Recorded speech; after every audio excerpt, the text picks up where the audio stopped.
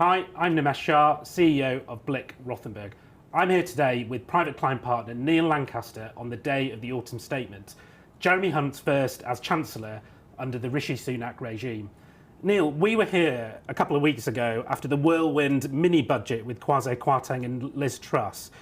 And today, the backdrop was very different. Just talk us through the context of what's happened over the last few weeks before we get into the detail of today's statement. Yeah, sure. Thanks, Nimesh. So over the last few weeks, we've had a complete rebuttal of Liz Truss's and Kwasi's budget in September.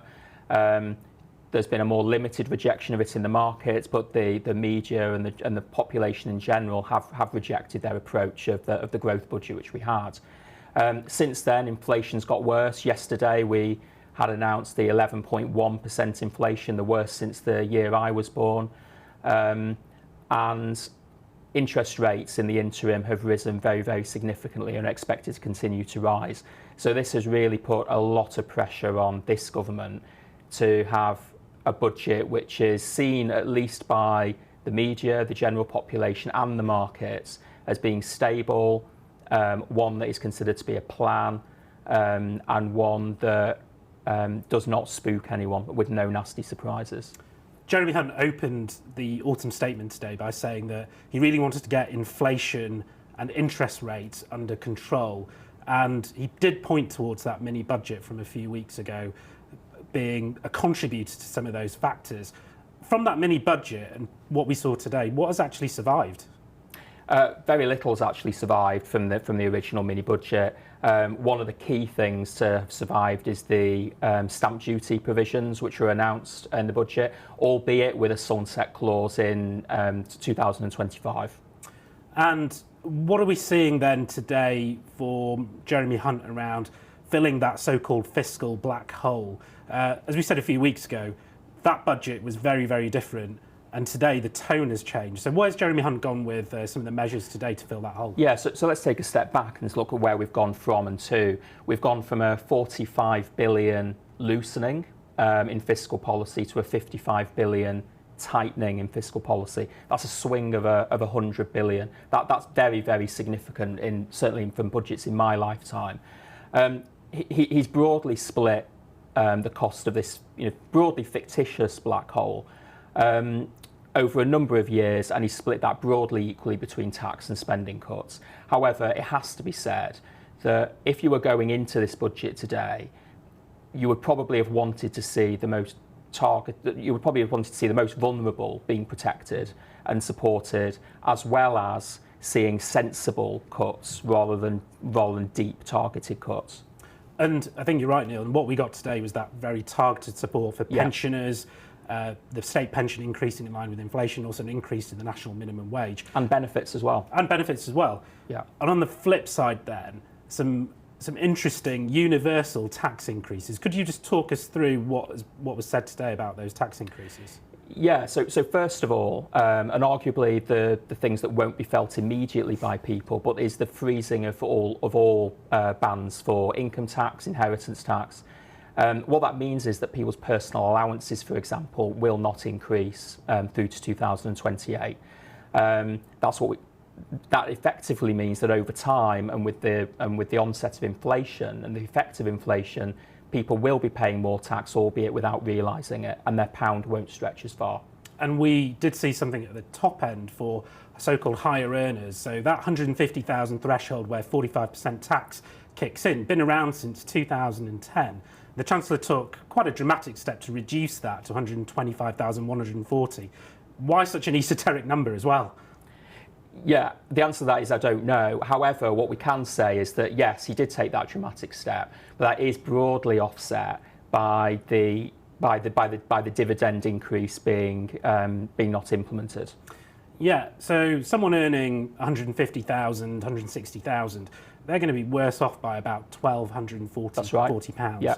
But as you say, Neil, that doesn't include the effects of the national insurance reversal, which did survive from the mini budget a few weeks ago. So the effect of that for higher earners is maybe not going to be as dramatic as what we thought. Let's maybe move it on then to businesses.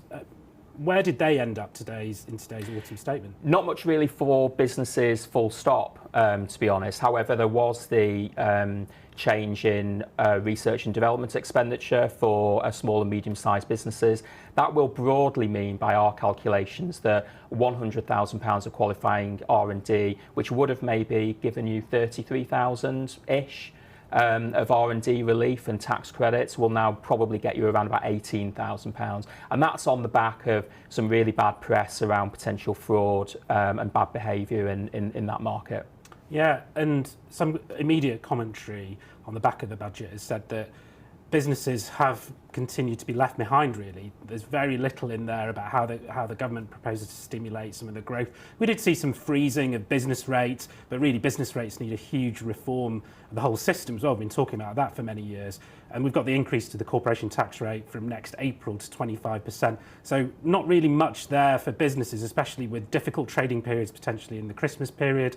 And if we get through to next year, that dreaded R word of recession. But Jeremy Hunt did say today that should these measures that he's introduced around tax and spending take effect, some of that inflationary impact should go down through the middle of next year. Hopefully interest rates will temper. But I think it's a real difficult time between now and then, and businesses that have seen increased cost in their debt are going to be on a bit of a knife edge. So all of this today, how would you sort of summarise where we were and where we landed today?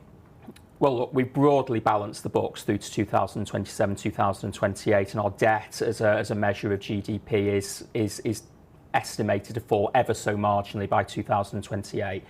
We've balanced the books. We've given very targeted support to those that most need it in society. If we look at this budget in isolation, it's probably what I would call a budget of stagnation. What I hope this is the first part of a multiple step plan, whereby in future budgets or autumn statements, the Chancellor can use more of the tools that he has available, and hopefully more of the bandwidth he has financially as inflation tempers, to stimulate the economy far more. Because although there was talk of growth today, in reality, that's going to have very, very little impact on businesses who are now facing a steep hike in corporation taxes. Yeah, and I think that's right. We said at the mini budget that Kwasi Kwarteng and Liz Truss had really rolled the dice on growth. I think Jeremy Hunt, to a degree, has rolled the dice, but maybe they're loaded dice in a way that he's played it really, really safely today. I think it was a very sensible budget. A lot of the things that had come out today we had been leaked and we knew that they were going to happen. It probably wasn't as dramatic as some of the horror stories that were out there had we had a budget on Halloween. And I think it will give, hopefully, the economy and the government the ability to maybe loosen the purse strings coming into the election. What do you think then might happen if we do get a positive result from the measures that were announced today? What does the future look like for this government in the run-up to the next election? Well, as I said, I hope this is stage one of a multiple step plan to stimulate the economy, because this budget alone isn't going to do that. What this budget did do, interestingly, was really give a vision for the future in what he wants to achieve. So there was talk of Swiss-style services with Singaporean efficiency. That's going to cost a lot of money, and it's going to require us investing a lot in infrastructure, and it's going to require us to invest in business and grow the economy. The growth of the economy, we didn't see those measures today. So hopefully, as we approach the next election in the next 2 years, that's when we're going to start to see some of those measures start to be released. I think he's probably in wait and see mode. We're in turbulent times. We've got asset bubbles bursting across property, crypto, financial markets. I think he's waiting to see what he can do over the next 24 months, and helping as many of the most needy in society in the interim. Yeah, and nothing today from Jeremy Hunt or Rishi Sunak on the non-DOMs, possible alignment of CGT rates to income taxes and inheritance tax as well. There was threats of a reform of inheritance taxes, capital taxes in general, possibly the introduction of a wealth tax, but nothing there. Do you think they've left that in the locker? I think the opposition are doing enough talking for both sides of the House on all of those topics. And I've said to you before, I think the battleground in British politics over the next 5 years is going to be wealth. Is it acceptable to be wealthy? How should we tax the wealthy? Should we apply capital taxes to the wealthy like a wealth tax? And in addition to that, the non-DOM reform, which the opposition are really advocating. So for many today, Neil, in a way, it wasn't as bad as it could have been had we seen that alignment of CGT to income tax rates. But there's got to be some kind of tax giveaway as we get closer to that next election, assuming then what you've said before around balancing the books and that inflation amount coming down and interest rates coming down as well. Is there something that the Chancellor might pull out the hat as we get close to that election before that pre-election budget? Subject to extraneous events which we can't control, I think there has to be. The electorate have very short memories, so the stimulus provided today to those most needy will probably be forgotten in 2 years' time, and recessions don't win elections. So I think this Chancellor will be very, very keen, as will the Prime Minister, to stimulate the economy in successive budgets and autumn statements to get us to the point where we are growing and we do have a more decisive plan to grow in the future. Yeah. So I think there will be a giveaway. I don't think we're going to see anything quite so soon yet, but worth remembering that Rishi Sunak had committed to reducing the basic rate of income tax to 19%. That was one of Jeremy Hunt's reversals from a few weeks ago. I think he may have to lead on that, but it's going to cost an eye-watering $5 billion if he does want to bring that in. But I agree with you, Neil.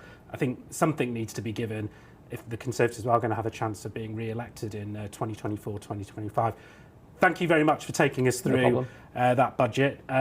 So very different from what we saw a few weeks ago. And a bit like last time, I think it's a wait and see what Sunak and Hunt will have to do in the run-up to that next election. Thanks, Neil. Thanks.